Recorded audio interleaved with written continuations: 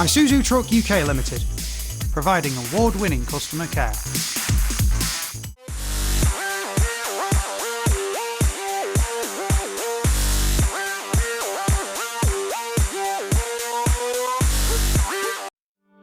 When the Backhouse family represented their first transport client, the diesel engine had yet to be invented. Today, they provide the future of legal advice by fixed-fee 24/7 industry-specific representation. Maintenance and compliance is critical to your business.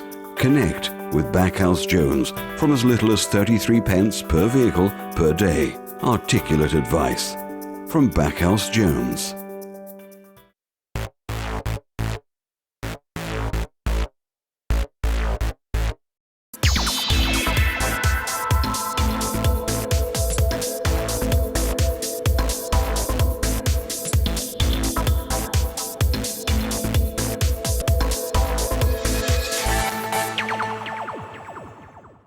Hello and welcome to TruckWorld TV, the UK's only TV show dedicated to commercial vehicles. On this week's show, Tim's got his road test of the latest 7.5 tonne offering from Isuzu. We've also got exclusive access to the British Commercial Vehicle Museum in Leyland, and we asked truck drivers what they think of truck driving as a career. Now, throughout this series, we've been keen to highlight the vital role that commercial vehicles play in keeping our country and all the goods and services provided within it moving. And this week we're going to be looking at one of the most run-of-the-mill things you're ever going to find in your shop and seeing the enormous logistical task it takes to get it from A to B. The humble carrot tastes great and helps you see in the dark, but most of us aren't aware of these until they land on our plate at lunchtime. But you would not believe what these have to go through to get from the ground onto your plate and into your tummy. Well, this is TruckWorld TV, so yes, you've guessed it, it involves a lot of trucks. Based in Tarleton near Preston, Huntapac produce process over 100,000 tonnes of carrots and parsnips every year. And their fleet of 60 trucks and 66 refrigerated trailers work around the clock to keep our supermarkets stocked with veg.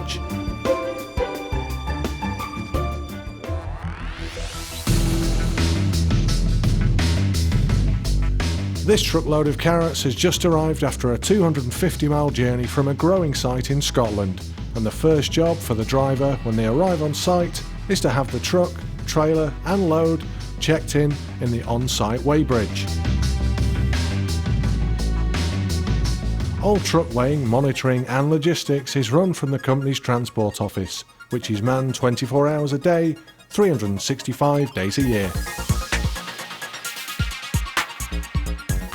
Well, running from this plant with 60 vehicles, monitor them all by navman on the tracker system.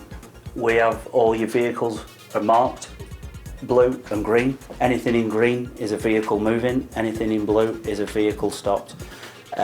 We can track them within 3 to 4 metres of where they are.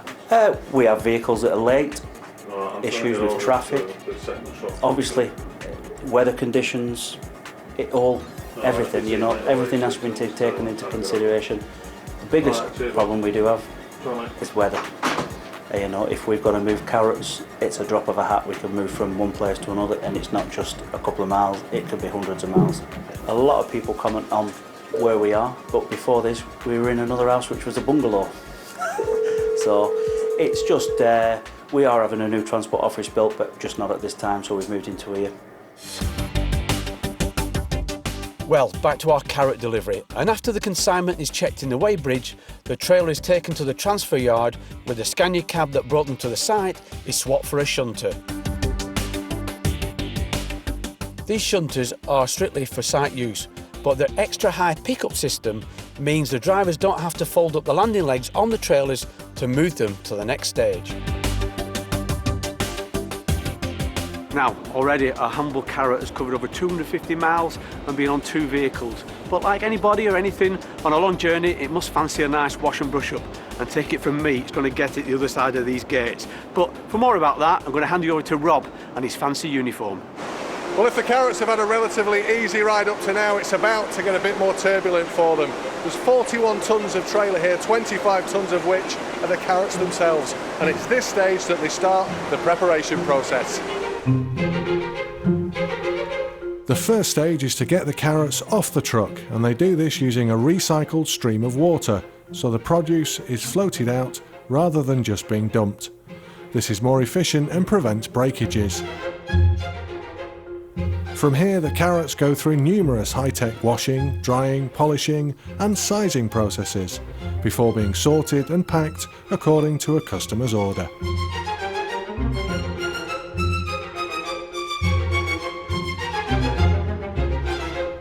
Inside the plant, forklift trucks are used to move the stacks of produce into the cold store, where they await their outward journey.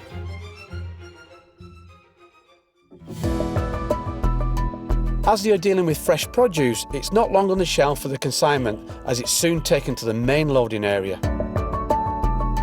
Refrigerated trailers prepared and the produce loaded up, ready to head back out to the plant for the next leg of the journey. We caught up with Transport Manager John Bell to find out more about the Huntapac fleet of trucks. Now, viewers will have realised that there seems to be certainly a lot of Scanias about the place. Tell us the story behind them then, John. The Scanias were the favourite vehicle of the Hunter family. They did them well in the past, and they're probably going to do them very well in the future. They've done a really good job over the years getting the crops from the fields back into Huntapac. They've never let us down, so we prefer that vehicle. But rumour has it there's a new kid on the block at the moment that you've brought in? Yeah, we have. We brought the Iveco Highway. Really good vehicle. Very good reports from the drivers. Very good MPG. The drivers like them, what surprised me. They are a very good vehicle. There's a lot of room inside. The seats are actually in the passenger seats in the bunk itself. Yeah. Which gives them a lot of room to stand up, get changed, and they enjoy sleeping in the vehicles. Well, some people would say going from Scania to Iveco is quite a big step, but what else is it? Is the MPG or what's the score? Yeah, the MPG is 9.8 compared to the Scania, which is 9.2 for us. So that's a big, over half a gallon. It's half a gallon saving, but in the same breath they do use a wee bit more AdBlue than the Scanias do, so I suppose it equals itself out, but they've been very reliable. They're cheaper on cost. There's a lot of savings to be had with them. So what sort of life do they have? I mean, is it high mileage, or what sort of mileage do you do, and how long do you keep them? We keep them for 37 months. We do roughly about 600,000 kilometres in that time. The reason we keep them for a 37-month period, not 36, is so that we get them for the month of December for our Christmas rush. If you can imagine Christmas, everybody wants carrots and parsnips, and best way of doing it and saving us monthly rental is by keeping the vehicles for that extra month, and the manufacturer's quite happy with that. Of course, the trucks is the only one side of it. You obviously got trailers. How many trailers do you have? We've got 66 refrigerated trailers, 20 of them being dual temperature, which are the latest addition to the fleet. We've got the dual temperatures to enable us to do more consolidation. We're now taking bananas for Dole Fresh, delivering bananas around the country, whereas we could never do that before. Whilst most of the vehicles on site are less than 3 years old, in one of the Huntapac storage barns there are some hidden gems of yesteryear. A private family collection of classic trucks and vans.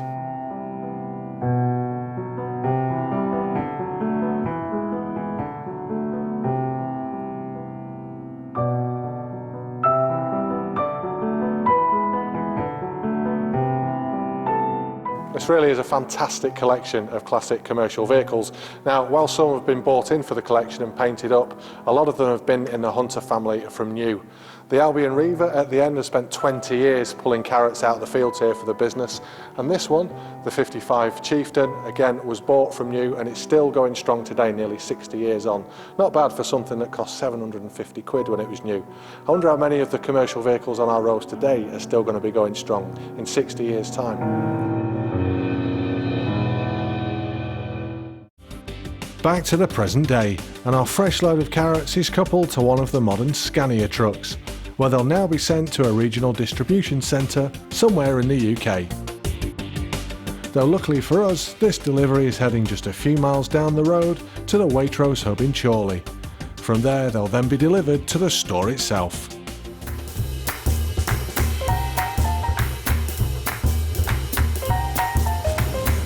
So there you have it. In less than 24 hours, these have covered more than 300 miles, have gone from Scotland to Tarleton to to Chorley to the distribution centre, and here at Preston they finally arrive at the branch, and I think that's pretty impressive for the humble carrot. But it really does bring home how important commercial vehicles are to keep our country moving, to keep us alive, because without them, well, it wouldn't be just the carrots that would be missing from your Sunday roast, it'd be everything you see. Never again will I eat a carrot without wondering how many millions of miles it's Never travelled. ate a carrot anywhere. I have eaten a carrot. I've not seen you eat one yet. I had a few on that day, I can tell you, but more in line with my foods, we're going to look at the logistics of cakes, pies and pizzas. Oh yeah, you're certainly the expert in that one, that's for sure. Now in that film, we had a sneak look at some of the fantastic classic commercials that are owned by the Hunter family. And if that's what floats your boat, then you will love where Tim and I have been last week. Yeah, we went to the British Commercial Vehicle Museum in my hometown in Leyland, so that was quite good. The largest collection of classic commercial vehicles in Europe, and an absolutely stunning thing to look at. Yeah, it's not just, also the good thing about it, it's not just because it's based in Leyland, you think it's all Leyland trucks. It isn't. It's the Bedfords, it's the ERFs, it's the Seddon Atkinsons or the Seddons and the Atkinsons. So it's a real mixture of all historic 100-year vehicles. Yeah, and it's amazing to see that obviously when steam engines were around, they were the commercials like we see driving around. But I thought the ERF and the Foden story was incredible. Yeah, that was a big family feud in the early 30s, where they were building steam, and then one of the family, Edwin Richard Foden, had this idea of diesel was the future, and there was a bit of a fallout. They said no, steam will continue through. So the other guy the ERF, Edwin Richard Foden, set up a factory the other side of Sandbach, and the two families were opposing. One was ERF and one was Foden, and that's how they were born. And how did that steam for the future work out? I don't think it did very well. That's it, exactly. And before you say it, no, it was before my time as well. I'm sure you learnt to drive on it. You probably had the first ever diesel engine they've got in there. That must have been under the cover of the cab you were driving. No, I don't think so. Rudolph was not there. He was definitely only a red-nosed reindeer then. Yeah, that was an amazing thing. I mean, the size of that. Absolutely. It was more like a water wheel, wasn't it? Yeah. You can't believe that's it. But again, the principles of the diesel engine were there, that's for sure. For me, the favourite thing in the museum is, and next series, we're going to have a full report. We're going to spend a full day there and hopefully get to drive some of them. But for me, fire trucks. I love fire trucks anyway. I'm a big kid at heart, but just the attention to detail, the riveting, the brass, the chrome. Yeah. You just wouldn't see it on anything today. They're so mass-produced, whereas those were almost every bit individual. Well, there were craftsmen then in those days. I mean, you saw today when we were there was 5 or 6, 10 volunteers, all of them working hard at it. And it's an art that's gone to an extent. Yeah, but it's also buses and vans as well. So it is full commercial, PSVs, vans and trucks as well. So it's quite a lot in there under one roof. Well, that's it for part one, but join us after the break when we've got Tim's test of the latest 7.5 tonne truck from Isuzu.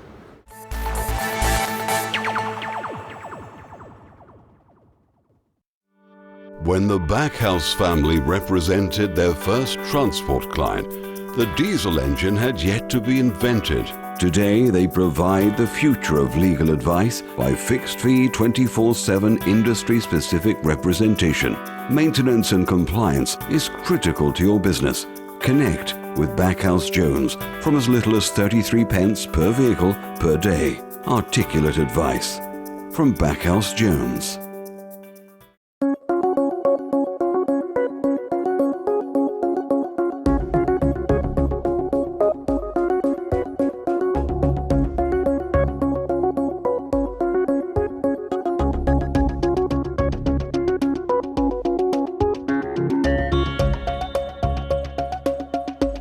With over 30 years' experience in guiding and supporting customers with their compliance needs, you can trust in our advice. Established for over 40 years, Sicily Commercials is an award-winning Mercedes-Benz dealership that can provide your business with a complete commercial vehicle service. With 24-hour servicing, in-house MOT lanes, dedicated account managers and a 24-hour parts helpline, Sicily are on hand to support you and your vehicles when you need them. Experience the award-winning Sicily Commercial service now by calling 0845 564 7764.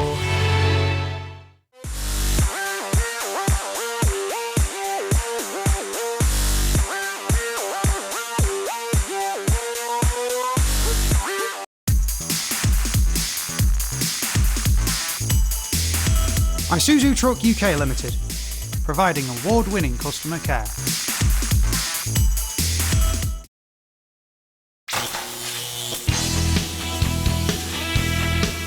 The Volvo FH.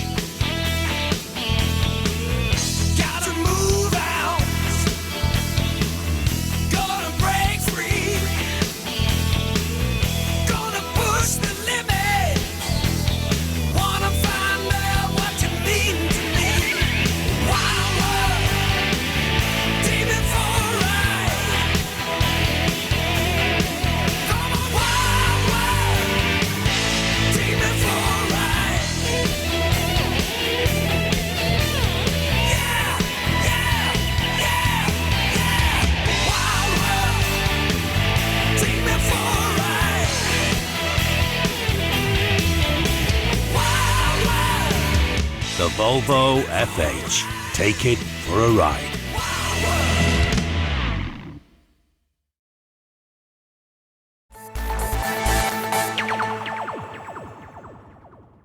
Although the main focus of all our road tests this series have been articulated trucks, it's time to have a quick look at a rigid truck, and it's the latest offering from Isuzu.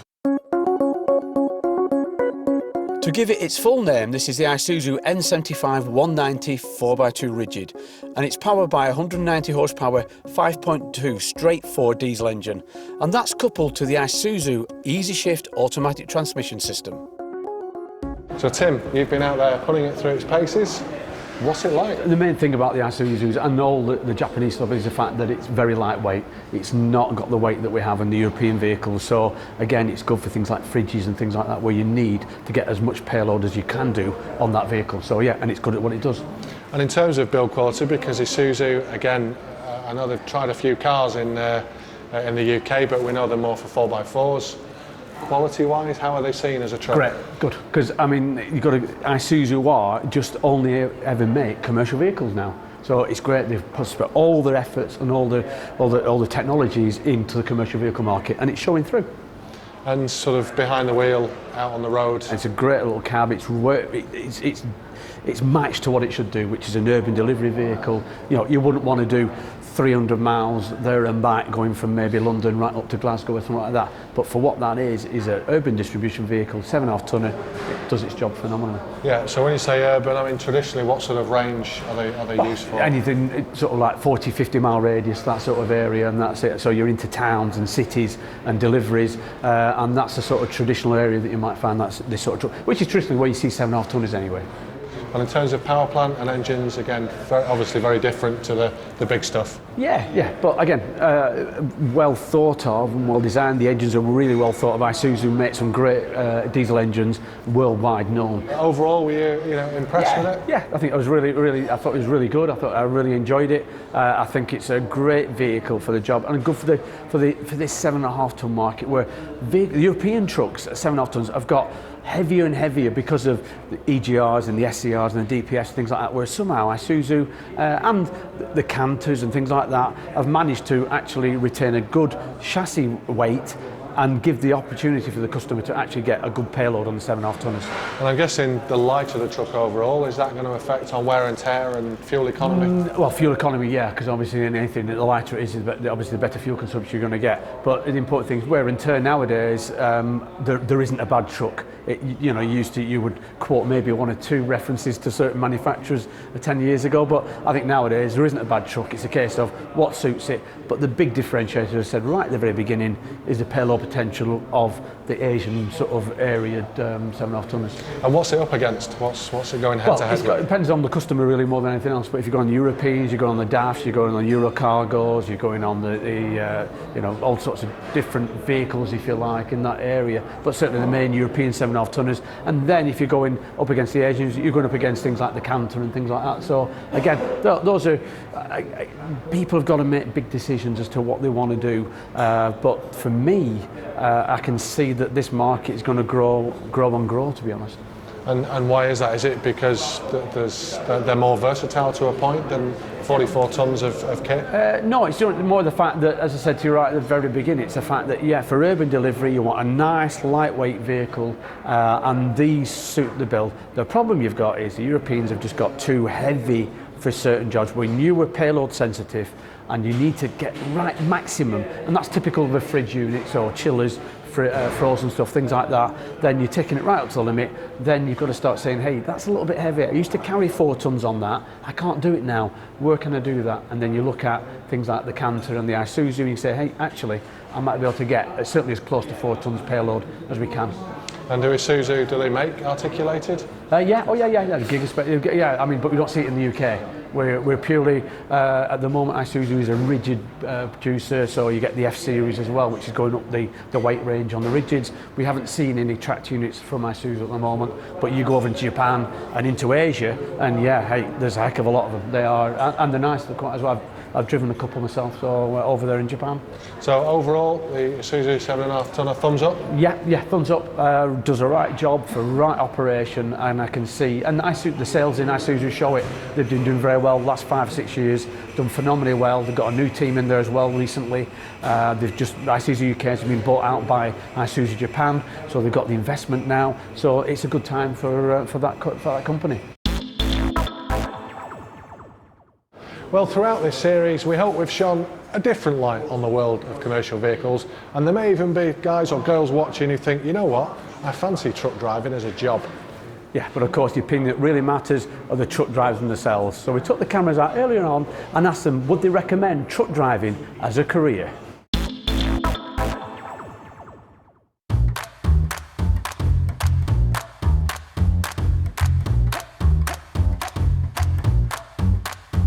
Driving as a job, yeah, it's a lot of jobs where you're outside and you're working out in all weathers.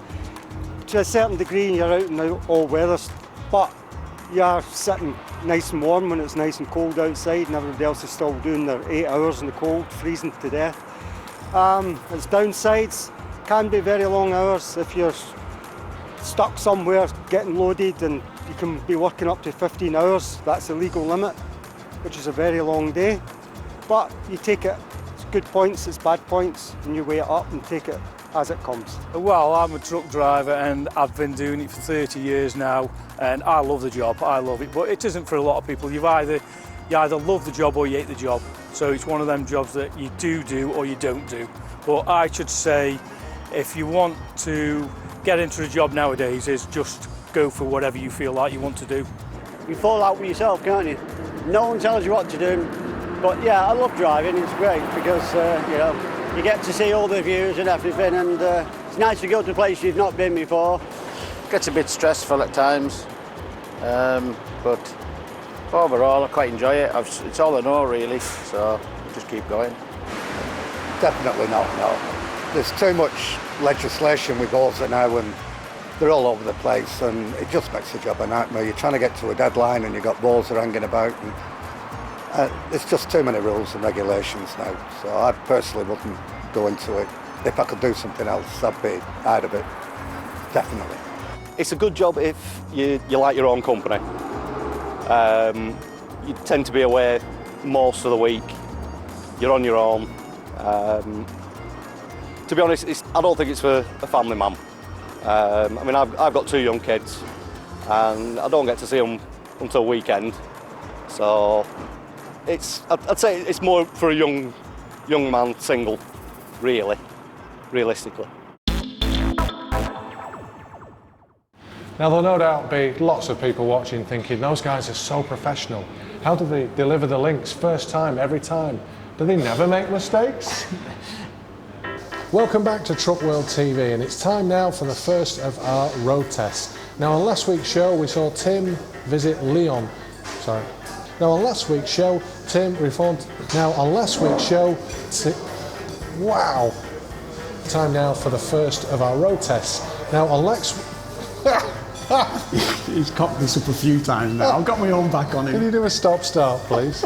Yeah, well, it's amazing how much effort goes into making a trailer. It's just as much as it is a truck, and yet you don't think about it, do you? No, not at all, not at all. Well, what's next? Do you want me to say that bit? Hopefully through spring and summer for a second series. We'd like your suggestions, obviously if they are repeatable, and any ideas, and that's it from me, forget it. That's it. Oh, charming. Well, I'd like to speak to you again. That's it from me, forget it. Yeah, exactly, forget it. Oh no, that was an awful line. But to start us off this week, we're going to be looking at the trailer. 3/4 of all goods delivered throughout the UK are actually delivered by truck. That means, yeah, commercial vehicles. Yeah, and there's a hell of a lot of scraping going on in this cafe just at the moment. That's getting a hash brown off the plate. Yeah, exactly, that's it, yeah. Now, Tim, you genuinely do a bit of both. By that I mean you drive trucks. Yeah, yeah, I don't think we're going to talk about that, to be honest. That was just a nasty rumour, it was never proven in court. Time for a short break. It's time for a short break, but when we come back, we're driving the new Volvo. Follow us on Twitter because we'd love to hear from you. We would, wouldn't we? Yes, and if you could change your suggestions. Yeah, exactly, that's it, yeah. Now, Tim, you do a bit of both. Don't look at me straight away. Right. Do your line and then look away or something, but don't look straight at me. Well, it's amazing, as I'm looking at that how much effort's been. It's just as much, you know. Don't. Ready? You see the late breaking news? Tim Campbell gets linked right first time. Oh, less of it, you. Well, that's it for our first series of TruckWorld TV. We hope you've enjoyed it. Don't forget, you can still check out our website at truckworldtv.co.uk and be sure to follow us and keep in touch on Twitter. Yeah, because we'll be obviously filming for Series 2 in spring and summer. So any suggestions and ideas, as long as they're clean, of course, please feel free to contact us. But apart from that, thanks for watching and goodbye. Bye-bye.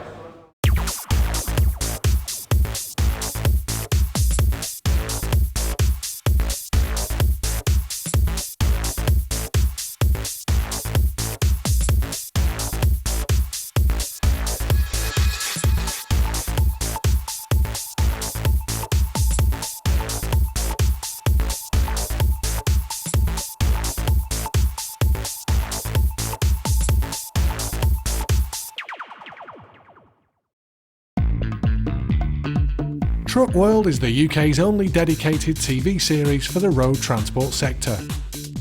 If you are watching this and have a product or service that can help transport operators, then go to our website www.truckworldtv.co.uk to find out how easy and cost effective it is to advertise on TruckWorld TV.